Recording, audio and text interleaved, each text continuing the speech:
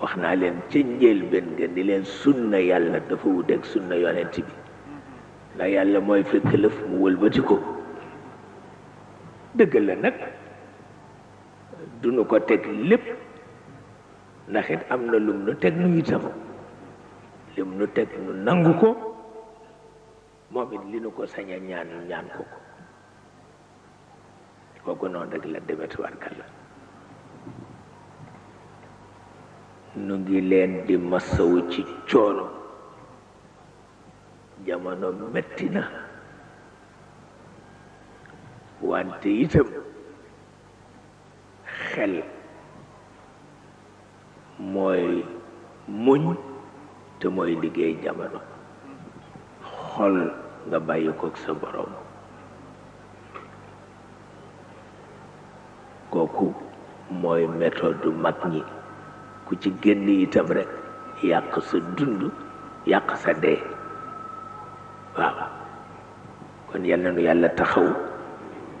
ne yàlla defal nu jàmm wéradi yi bare na yàlla am na saafara yal na leen saafara te mu bañ nekk dee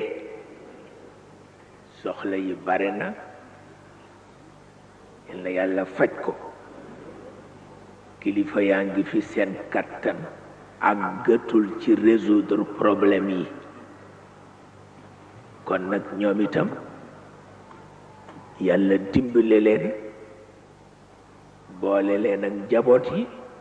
ba ñu mën a résoudre problème yi loolu lu jara ñaan la ndax li tax ma wax ko damay dégg ay dég-dég yoo xam ni du noonu waaw du noonu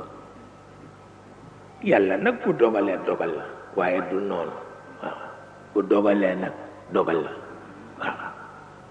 ndax wolof ñoo ni ku la ni mbas maa ngi ñëw ne ko ay ca